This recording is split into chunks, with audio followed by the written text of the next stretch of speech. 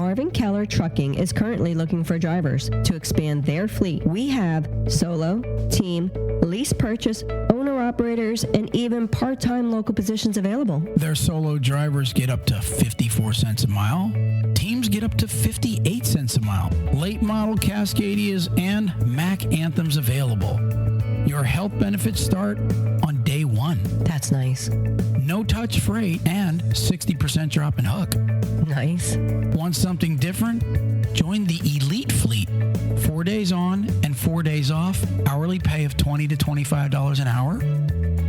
Want to start your own business? Check out the Lease Purchase Program. With payments as low as $345, you can pay the truck off and start hiring your own drivers. Want more details? Call 888-418-5161, extension 280. Marvin Keller Trucking.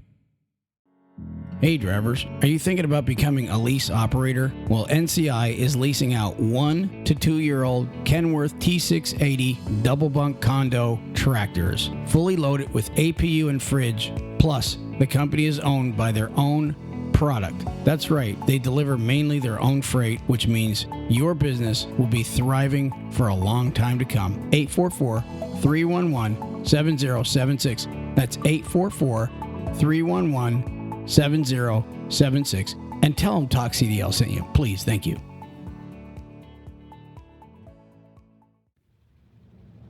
Hey drivers, have you thought about becoming your own company? Have you thought you'd like to get your own authority and DOT number, but you just don't know how to go about doing it? Well, call J.J. Keller and Associates. They can help you get the proper registration and credentials that you need to operate legally. They protect drivers from penalties and out of service orders as a result of not having the proper authority. They save drivers time by filing their paperwork and ensuring everything is correct. Drivers, they also help you with unified carrier registration, US DOT and MC numbers, MCS 150 updates, year-around authority monitoring, and plenty more. Drivers, if you're looking to become your own company and you want your own authority number and DOT number today, call J.J. Keller and Associates at 888-601-2017. That's 888-601-2017 and tell them TalKCDL sent you. Thank you. Hey, Neo. How y'all doing? Good. How are you doing? Doing all right. Just another night in paradise here at home. So Neo, we are calling him Neo for the simple reason we're not calling him by his real name. I'm sure everybody gets that. Talk to us, Neo. You're with a company. You drive a tractor trailer for a living. And first off, where do you go? Like, do you run like the entire United States? Yeah, we do operate all 48 states. A lot of what we've been doing recently has been on the East Coast, but they have had me all the way out in California before. Oh, that's really nice. And so is this a dry van operation, or we don't even need to know. So you're a tractor trailer driver. Are you solo or are you a team? What do you do? We are required to be a team, especially when we're under a secured load. Somebody has to remain with the truck at all times. So, nature calls, someone has to use the restroom or something like that, or it's time for lunch.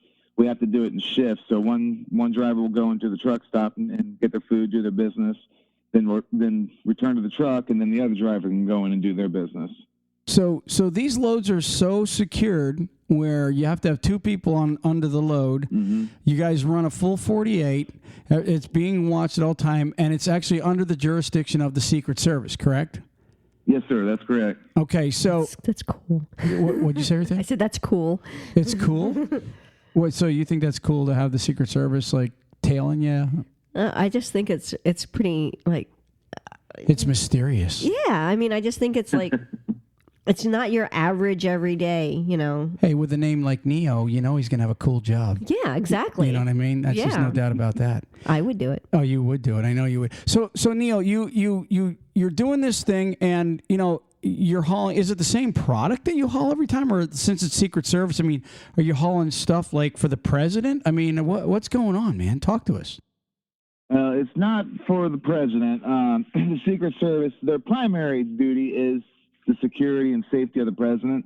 but they do have a few other things that fall under their jurisdiction. And as far as what we haul, a lot of it's very related. Sometimes it's the exact same stuff, or sometimes it's the stuff used to produce the stuff. I know I sound very vague here, but that's the best I can do to explain it.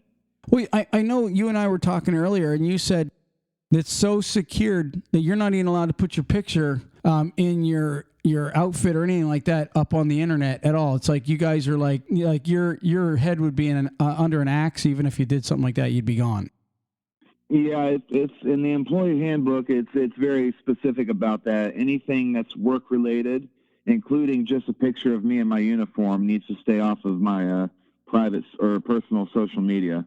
So we can't post anything about our customers, anything about the company, anything like that. So your advice to truck drivers that would want to maybe work there, they better kind of check to see if they're willing to be under strict rules, because most of us drivers out there, we're out there for the freedom. It doesn't sound like you got a lot of freedom. I bet you're even routed, aren't you? Not typically, no. There's one customer where we have to follow very strict routing. But for the rest of them, as long as it gets to where it needs to be by the time it needs to be there, we're given pretty good leeway. The only thing that our company asks is that if we do have to change routing for whatever reason, we just call them and notify them and let them know the route that we're taking. But as far as getting pre-approval for that kind of stuff, there's only one customer that requires us to follow a very strict route. So do you have stuff like bulletproof? I can't even speak, Ruthann. Bulletproof glass or anything like that? Are your windshields bulletproof?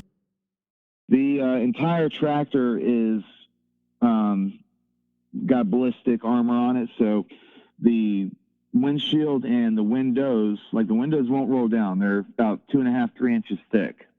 That's badass. Same with the windshield, and then the rest of the cab in the bunk area is got a layer of Kevlar between the outer and inner shell. What? Are you serious? That is dead serious. Yep. Oh, wow. Can we know, is it Peterbilt, Kenworth, Freightliner? Who at least can we know that or not? Most trucks are Peterbilt 389s. Nice. We've got one of the few 567 Heritage Editions. There's a couple of them in the fleet. So we've got one of them. So these are hoods, 389s? Mm-hmm. Nice. Yeah, long nose. Yep. Short top. Dang, that is super freaking cool, man. I mean, what's it governed at? 70 on the foot, 72 on the cruise. That is super cool. I mean, Ruthann, I'm impressed. I wanna talk about an application then. Oh, you think that's cool? One of the other things is how all these new trucks, they have all these engine protection features that shut the truck down to preserve the engine, yeah. Like if you get low coolant or something like that. Right. Our trucks bypass that. So, theoretically, if somebody's chasing us, we can run that engine until it blows. Wow. So does it have an APU in it, the truck? Can you cook? Is it fully functional on the inside? Some of the trucks do have APUs. Ours does not, but we are allowed to idle. We do have a refrigerator inverter. So, I got my microwave set up there for myself and my partner. Not a whole lot of living space, though, kind of like Aladdin, itty bitty living space. Okay, so here's another question for you. Are you armed? Oh, absolutely. The bare minimum is each driver has to be armed with one sidearm, one pistol, and we need a minimum of one long gun. So 12-gauge pump is what the company requires for the truck. And we're actually authorized to have more than that. Our truck at any given time has 5 firearms on it. So you get to be Neo to the extreme in the truck because you've got your guns. Now, can you do the little back thingy that Neo does, where he's moving? Can you do any of that? No, I've been practicing my bullet time very much, so I'm a little rusty. Okay. Have you been at least going to the gun range to do your target shooting? I was actually at the range just actually twice this past week. Well, that's good. That's good at least. I'm super impressed, man. So now how long are you guys, for this particular job? Are you out for a month at a time, or are you home a lot? How does that work? They want about a minimum of 5-week tour at a time. They do help us out when stuff comes up. They try to make exceptions where possible, but it's like any other company though. If they need that truck running, they're going to want you to run it and try not to break the policies, too much. So Neil, here's a question for you. First off, how did you even hear about this job? How the heck do you find a Secret Service trucker job? It sure ain't in the newspaper. I mean, you had to know somebody or heard. I mean, how does that even happen? I was kind of curious. You were curious too? Yeah, because you can't really give out the name of the company and stuff. So now I'm like really curious how you found it. It's like, how the heck do you even find anything like that? That's like super crazy cool. Mm-hmm. It's funny because honestly, I didn't even know that this market existed when I was doing the phone interview with the guy who's now my boss, the operations manager. I asked him, this sounds like it's a pretty niche market. And then he's like, yeah, there's not very many companies that do this. It actually just came down to luck. I was just browsing through job boards, and I think it was on Indeed.com. I saw a posting for him on Indeed. And I applied, and I managed to talk one of my friends into it, and he came along. So I had my co-driver, and we've been doing it since the beginning of January. So you call this company, they're on Indeed. They got a trucking job, probably saying OTR. And how much experience did they require there? They wanted a minimum of 3 years of safe driving with a CDL, and then obviously ability to get government clearance, ability to be an armed guard, so you couldn't have any kind of felony or any disqualifying misdemeanor that would prevent you from being in possession of a firearm. So you call them, and of course, I don't think you quite knew what the job entailed until you actually got on the phone, and then is that when they really tell you what it's really about? They give us a little more detail than what was in the advertisement, but we really learned about the job towards the end of orientation, shortly before we got into our truck. They've got multiple divisions, and I work for the armor division. Their other big CDL division is the reefer division. So when we go in for orientation, we start off with the reefer guys. They only do like a 2-day, maybe 3-day orientation, like a basic, like with most other trucking companies. And then they cycle out and get their trucks. And then we stay on for another week and a half for our orientation, because that includes, the protocols with secure loads. That includes gun training, armed guard training, getting qualified for our armed guard license at the range. They actually bring a third-party instructor in, and we're with him for about 2 or 3 days going through class coursework, and then we wrap it up with going to the range and qualifying on the range. So ours is like 2 weeks long orientation. That's what I was just going to say. You're basically in orientation for 2 weeks. Pretty much, yeah, 2 to 2.5. Wow. So can we ask, like, what's the annual pay for something like this? $80,000, $100,000? Yeah, it was advertised between 80 to about $100,000 per driver a year. Now they were upfront with us. They said your first year you're probably not going to make that, because you're getting used to the system, you're getting used to the customers, because some of these places are really hard to get in and out of. Really tight backing, like threading the needle kind of backs, and a lot of blind sides off of busy downtown roads. But it's actually a little bit easier than when I had to do that stuff solo. Because if my co-driver is the one backing up, I'll get out and I'll do traffic control. And it seems to me that the four-wheelers tend to listen to you a little bit more when you've got a badge and a gun. Yeah, I guess they would. Yeah. That is super freaking cool, man. It's funny. I honestly, I guess I knew jobs like that existed. I know of people that haul bombs and missiles and stuff that are out in the Midwest. It's... it's just, Ruth Ann, when we were truckers, you remember I always looked for the weird jobs. Mm-hmm. You know what I mean? Like I did the LTL East Coast, a job nobody wanted, but it paid amazing money. I ran 1,800 miles a week and made crazy money because of hand unloading. And then I was a casket hauler. Most people don't even want to get near caskets. We unloaded those, and you just made crazy. I'm telling you, that's my advice always, Neil, is when you want to be a trucker, if you're all about the money, you got to look for the weird job. And you by far have an ace in the hole weird job. Yeah, because I'm like so intrigued and wanting to know more. You know, you got a badge, you got a gun, and you're a trucker. I mean, That's a real super trucker, Ruth Ann. Would you not say that, huh? That's actually something they mentioned in orientation. We are such an oddball group because not only are we licensed professional drivers, we're also licensed armed security guards, and there's not really anything that covers what we are because we kind of fall into two different categories, kind of where they overlap. Like the biggest thing that we got is the federal Armored Carrier Reciprocity Act. So that gives us the ability to carry our weapons in all the states, including, you know, the notoriously bad ones like California, New Jersey, and New York. So theoretically, we're supposed to be able to go through that without being hassled. Yeah, if your job falls under the Secret Service, like for example, Ruth Ann and I have a carry permit, and I believe 38 states actually recognize ours, but then we have states like South Carolina, Maryland, Mass, Connecticut, just certain states. If you go through, you got to disarm, you got to pull your bullets out and separate them in a lockbox and blah, blah, blah. You probably don't, you shouldn't have to if you fall under that clearance. You're mandatory with a gun. In fact, they couldn't stop you from wearing a gun with your job. Whenever we are under a secure load, it's actually a requirement. Our weapon is considered part of our uniform, just like our shirt, just like our badge. It needs to be on. So now what if I have, say, like 2 burglary felonies and and maybe I dealed in a little, you know, heroin or something like that. How can I apply for this job?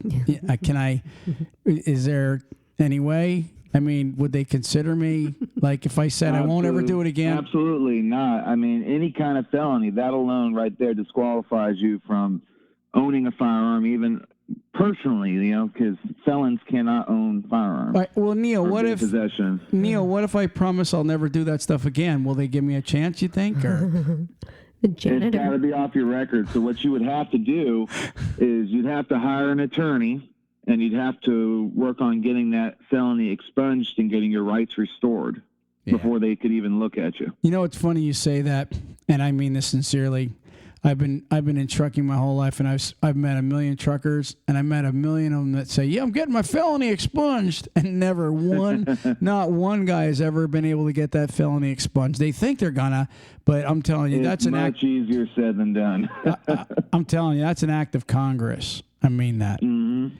But yeah, all right. Well, awesome. It absolutely is. I mean, I carried on the truck before I got this job, and it's actually very nerve-wracking, you know, carrying a firearm on the truck. I always tried to stay on top of the laws for whatever states that I would pass through, so I know what states I had reciprocity with, that I was fine with. I knew what states had duty to inform and enforce the law, so, you know, I always kept that in the back of my mind. And then I found out states that I can carry in, even though I don't have reciprocity. Illinois is a good example. You know, Illinois has always been one of the notorious anti-gun state, especially with Chicago. I know they lifted their handgun ban a few years ago, so they don't have that anymore. But as long as you are not a resident of the state of Illinois and you have your concealed carry license from your state of residence, you can actually carry a concealed loaded weapon in a privately owned vehicle in the state of Illinois.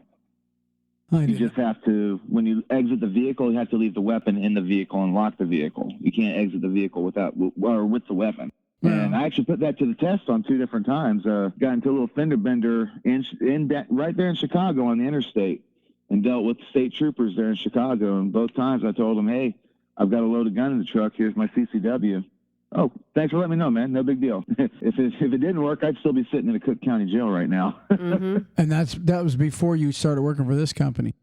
That was before I started working for this company. So I was just, you know, your average run-of-the-mill truck driver.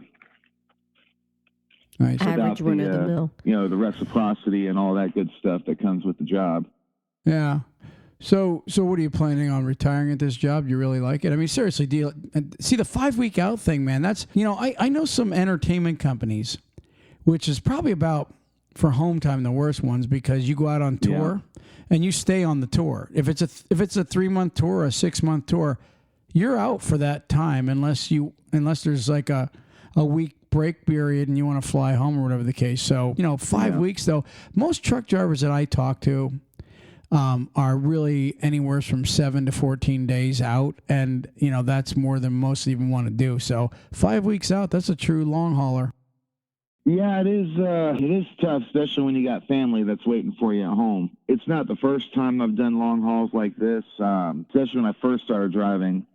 My minimum was 4 or 5 weeks, and I've been out for as long as 8 weeks before. How many days Before I got off? this job, I was kind of like 2 or 3 weeks is my max now. But the money's good.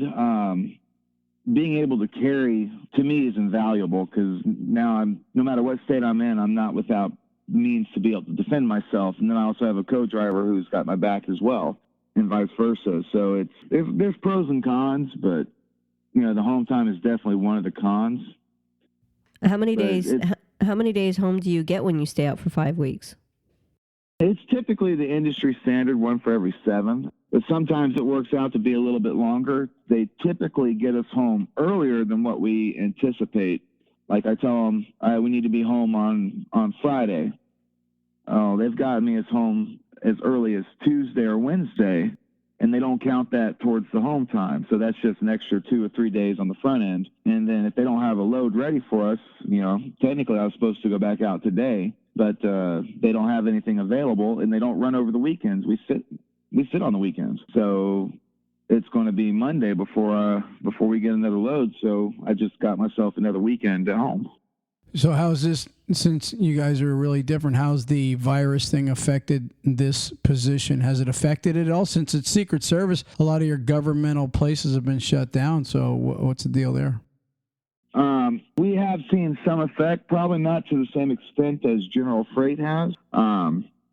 Some of the facilities that we go to, they'll want us to wear a face mask prior to entering, and then they'll take our temperature before we go in. And we've had one, it was actually just a couple weeks ago, it was our last week on the road. We had half our fleet got screwed up really bad because one of our big customers had a employee that worked on their production floor, like right in the heart of their operation, test positive for COVID-19, and they completely shut that facility down. We were supposed to pick up there the next morning, and we got the call saying it was completely shut down. They don't know when it's going to open back up. So we had 6 or 7 trucks in the area that were supposed to pick up there over the next day or so. We had another about 10 trucks that were coming down with loads to deliver there. And those trucks actually had to get turned around and rerouted back to the shipper to return the product. And then new loads had to be found for them, and then new loads had to be found for us because our load is no longer available. About half our fleet, we've got, I want to say between 38 to 40 armored trucks, and I want to say about 17 of them were affected by that. Wow. So that threw the office. The office was utter chaos that day and the next day, trying to cover all these trucks now that suddenly don't have loads. All right. Well, Neil, it's an interesting. I love different trucking jobs. I'm always intrigued with, learning of a new. And I did not know that there was. I knew, like I said, I know there's a couple companies that haul, like for example, cigarettes. Mm-hmm. You know that if you're hauling cigarettes, I think that also falls under the jurisdiction of the CIA. It falls under the jurisdiction of something, because a lot of people that, well, first off, you don't usually know, well, you have cigarettes in your trailer, but it's never marked on the truck.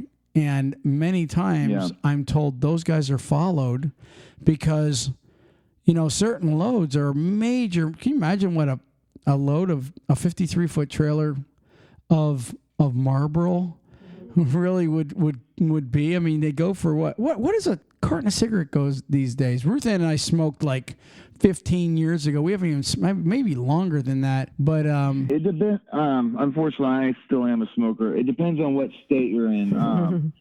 The best states to buy smokes in, to my knowledge, are Georgia, but the absolute best is Missouri. That's where you can get them the cheapest. The worst would be like New Jersey and New York, where they charge, I think, $10 to $12 a pack. Wow. in New York. Yeah. What's a carton go? What's it? 10 packs in a carton? Yeah. So $100 for a carton? Well over 100. When I got home off the road, I bought two cartons here in Georgia, and that cost me $130 for two. Up in New York, you're looking at that price just for one. So they're easily double the price up there. Can't you get some good marijuana for that price? I mean, wow, $100 for no, with the drug clearinghouse they got now. Oh yeah. Hey Neo, what would be one of your most extraordinary, exciting trips that you did? Like what happened on a trip that would be like a standout, exciting, or scary? Like, did you get into a shootout or anything like that? No. Okay. No, nothing like that. And to the best of my knowledge, I actually asked about that, and we've during the company's entire existence, they've never had anything like that happen. The biggest part of it is OPSEC, operational security, where, like I said, the whole loose lip sink ships thing, they don't want us talking about it because if somebody can find out our routing, that makes it easy to potentially set up an ambush or whatever and catch us off guard. As far as exciting, scary potential stuff that may or may not have happened on the road, it's usually just the typical stuff that other truck drivers deal with, four-wheelers being stupid. I had one guy a couple weeks ago in Texas, in Houston, on a 2-lane road, just got off the highway. You know how Texas got those weird frontage roads. And we were getting ready to park for the night so we can deliver in the morning. And this guy in a white pickup truck, he was trying to pass us illegally. And we're under a secure load, and I was even telling my co-driver, I bet you he wants to get to the fuel island for the passenger vehicle section of this truck stop. So he's going to fly around us, cut right in front of us, slam on his brakes, and cut right. And I'm not going to let him do that because I'm not, we got a secure load. I need to protect the load and not get into a wreck, because then that's all kinds of headaches that I don't need. So I kept him from being able to pass. And he did exactly what I thought he would do, except he didn't cut us off. As soon as he got up to the turn-in for the car section, he pulled in there and went up on the fuel island. And I went to the back of the truck stop and started pulling, backing into a spot. Figured it was all done. Next thing I know, he comes tearing across in his white pickup from the fuel islands all the way to the back end of the truck stop where I'm trying to back up. And he parks just feet away from the tractor and kind of blocks us in. And I eventually, our CB has the PA set up, so I'm getting on the PA telling him he needs to back away from the truck. He's not listening, and he's like, come on, get out. Did you shoot him? I wish I could. No. You said this was Houston area? You could have wounded him. In Texas, like if you shoot somebody in the leg, I think they do that a lot there within. Well, You're from Texas. They go for kneecaps. But you said this was the Houston area? Yeah, it was just outside of Houston near Pearland. Okay, and it's a white pickup truck? White pickup truck. My brother has a white pickup truck, and he's from that area. Yeah, your brother. Was he bald? This gentleman was he was built like a brick house. Yeah, no, that wasn't Mark. So I looked at my co-driver and I said, "Hey, stay in the truck. If something does happen, come on out and get my back. But for now, just stay in the truck." So before I got out, I grabbed my OC spray, my mace, my pepper spray, got it in my hand, and I got out. I didn't get near the guy, but I walked to the front of the truck and I said, "Hey, you need to go." And the first thing he saw was my badge around my neck. He's like, "Oh, I don't give an FUCK about no badge." And I said, "My badge doesn't have anything to do with this. You just need to go." And I think at that point is when he saw my gun on my hip. I've got a big 45 on my hip. And when he saw that, he kind of got quiet, got back in his truck and drove off. And I didn't hear anything from him since. I wonder why why was he coming after you when you didn't, he's the one that was driving like the jerk. We can discuss that until the cows come home. It's long story short, I call it a sense of entitlement that people get when they're on the road. They feel like they can do no wrong, and if you're in their way, then you're the one that's doing something wrong. It doesn't matter if they're the ones putting other people at risk or they're ones breaking the law. you're the one who's wrong because you're in their way Mm-hmm. and you're not going as fast as they want to go. And I see that sense of entitlement every day, multiple times a day on the road. It gets to the point where it doesn't even, affect you anymore. You're just like, oh, yep, there's another idiot. Oh, yep, there goes another one. I bet. You said that you didn't want to have an accident, so you haven't had an accident with this company at all, right? I had one little fender bender in Memphis. Somebody came out of a turn lane and merged into me. That was actually kind of funny because she wouldn't get out of her car afterwards. She saw the badge and the gun and everything. And I had my co-driver call the authorities and then call the company to report it. Well, I went ahead and got outside and secured the scene. And when the police showed up, they had us go off the interstate and go into this parking lot for this hotel that was, I guess, not in use or whatever. And it was so funny because one of the officers gave her a lecture basically on how to keep her head on a swivel, how you need to look before you merge into, change directions in your vehicle. Mm-hmm. And he was very animated about it. He had his hands up and doing this and that. It was just we can basically hear what he was saying, even though we were 50 feet away inside of our truck. It was just so funny to watch him give her a driving lesson on the side of the road. Well, if anything, it could have saved her life. Next time she might remember that, to where she will look a little bit more around her before she merges. Hopefully. She really didn't cause any damage to the truck. She busted up a couple of our lug nut covers on the steer tire. That was it. But that was Her pure car, luck. I can't say the same for, though. Her car got a little messed up. Yeah, but that was pure luck on her end, where she didn't cause any more damage. She could have been a wheel chuck for you. Neil, I'm curious, since we've got this super trucker job, secrets. I almost said secret squirrel within. Secret trucker. Super secret squirrel. Secret trucker. But anyway, so with the secret trucker job, is there inward facing cameras? Is the company? Nope. Did he already say that? No, but I was actually going to ask that. going, yeah. No, I was going to ask Our trucks don't that. even come equipped with cameras. I think that has to do with pretty much all of our shippers and receivers have a no camera, no photograph policy on property. Way cool. So he gets a 389 Pete. No right? cameras. No cameras. And a gun. And a freaking gun and a badge. I want the job. Yeah. So Neil, what is? Please tell me. You said it's a 389. Please tell me you got at least a 13 speed in that thing. If he says 18. Oh, an 18. Oh, that's cool. Not wrong with an 18. Oh, yeah. Yeah.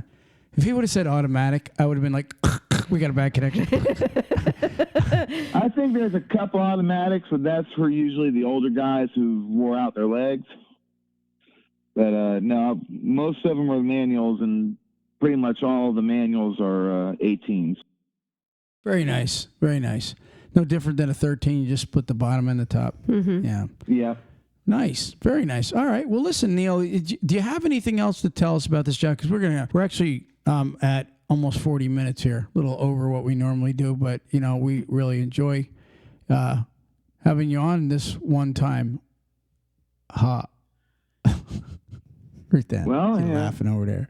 I've definitely enjoyed being on. Thank you guys for having me. I think we covered basically everything that I really can discuss about the job. Yeah. And there's a lot of mundane aspects to it as well. A lot of time behind the wheel, driving just like you would in any other team operation. I will say that our shippers and receivers tend to treat us with more respect than I'm used to getting as a truck driver at other shippers and receivers.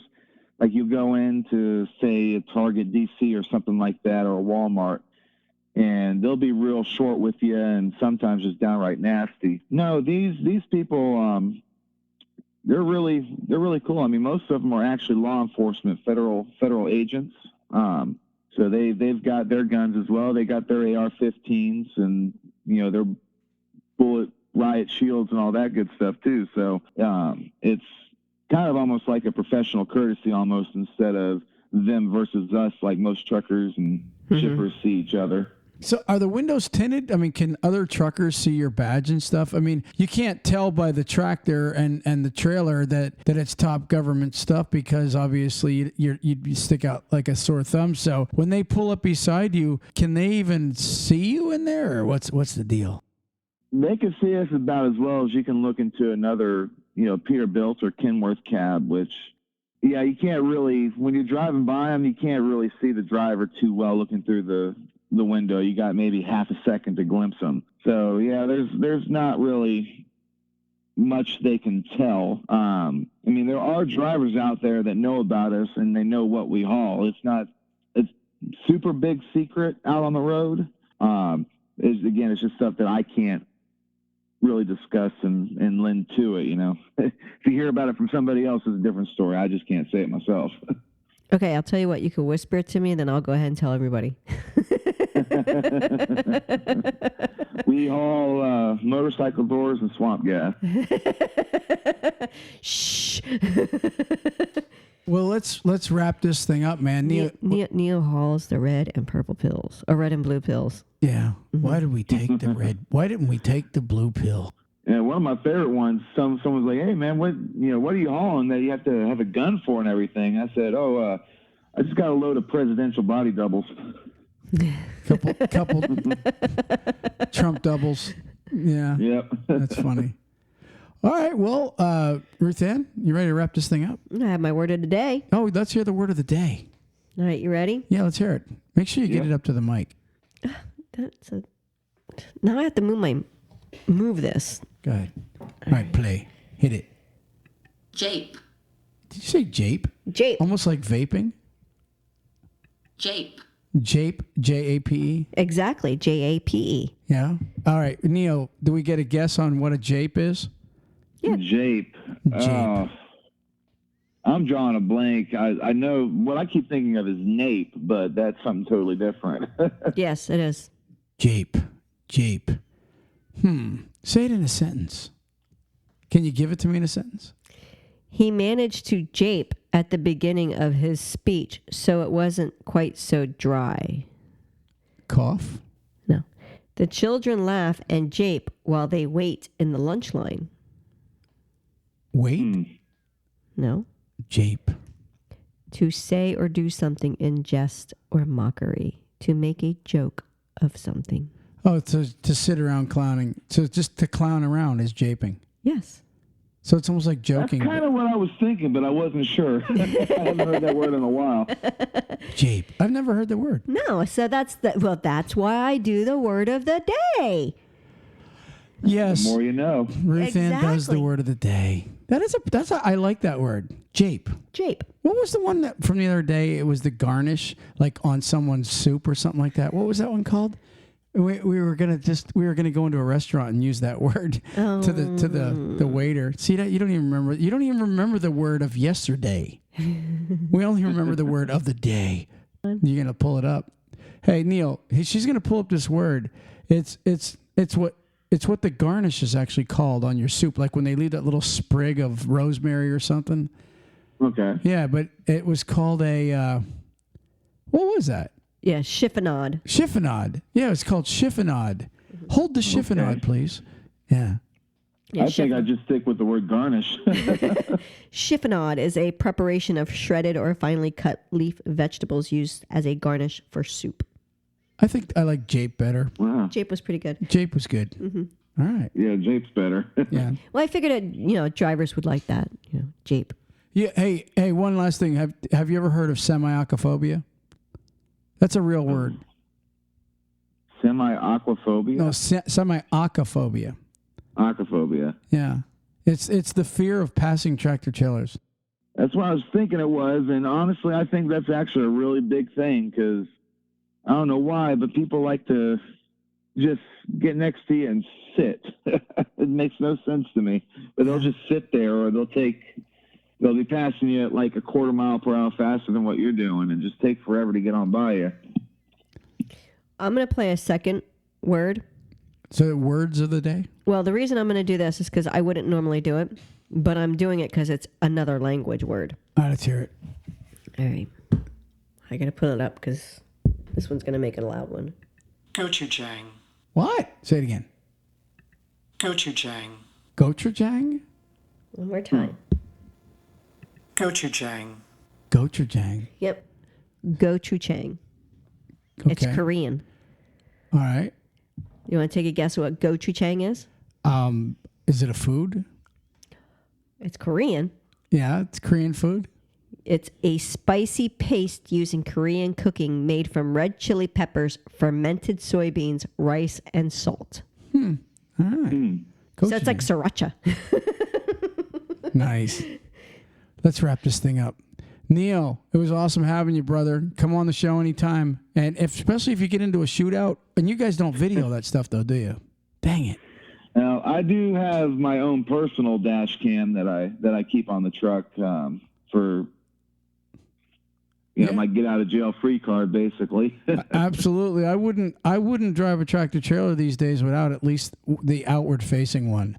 There's absolutely too many times a trucker in times past were guilty by association, just because of for example, the rear end accident.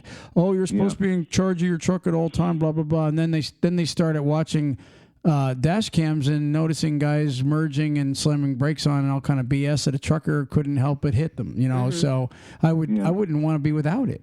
I mean, if you can still use it, but yet, give the respect to your receivers and shippers that they want, then I would definitely want to do it too, especially, you just never know. You might end up seeing something that is like, okay, well, this person, I just always see the same vehicle or see the same person when I'm coming in this area. And you might be able to, prevent something because they're plotting. Since we're wrapping it up here, Ruth Ann, let me tell you and Neo and the rest of the audience and we've been telling them lately, we're commercially paid now. And so our videos, if they're over 3 minutes long and, depending on what they, how many views they make, we get paid. So Neil, if you get something good out there on the road or put a little compilation together for us, or something really exciting, keep it at least 3 minutes or more, and we give everybody a percent. Whatever from here on out, we've been giving everybody a percent of. I mean, Donnie's video did 3 million. We just can't have like music or anything like that in the background. Good point. Because the copyrights, we can't have music. Like if you're listening to your radio, we have to dub that out. So if you decide to start talking in it, we can't have that in. We actually, if there's like AC/DC playing in the background, we can't use it. We can't use the video because of copyright. So anyways, yeah. So Neil, I've got quite a few from over the last 7 years or so. I know one you'd probably really like. It's a rollover that I caught on camera in Oregon. We would definitely put that one up. And Oregon. Yeah. Did you stop and while it was over or and hopefully I did. He went. I did go back and check on him. He was fine. He was fine. He came down the hill too fast, and there was a curve on the bottom, and he hit that curve, and he just laid it down. Wow. So he was okay then? Yeah, he was shook up, and he knew he was out of a job, but physically he was fine. Ain't that the truth? I just seen one the other day where somebody made a comment, and it was like, that dude's done. I mean, just some of the things, you just come into a crowd and hit people or whatever the case is. It don't matter what the excuse is, you're done, certain things. So let's wrap this thing up, Ruth Ann. It's been a pleasure, Neo. Stay in touch with us, brother. Stay safe. Absolutely. Thank you guys for having me on. Absolutely, man. Stay in touch. And that, by the way, just a compliment for you. A lot of interviews, a lot of people call us, and we have issues with their audio. And obviously, we started talking to you earlier, and you had 2 different headsets. What is this one called? Because that one's very good. This one is Playtronics. It's one of the earpieces. It wraps around the ear, and it's got the little microphone that kind of extends down your cheek. Yeah. But this is the higher end Playtronics. I think they're about maybe $1 to $150 at the truck stops. Well, I'll tell you what. I haven't had to adjust your volume one time since you started out with that. That's really good. No, awesome. Yeah. So I got you on your own track. All right. Well, Neil, man, awesome, super cool interview. Stay safe, keep your gun loaded, and shoot straight. Every day. You like that right then? Huh? Yeah. You like that I was going to advice? try and say something, but I really can't. You were going to say something as cool as that? Yeah, There's no way. I couldn't come up with something. You'd never come up with something like that. Peace. Peace. Praise the Lord.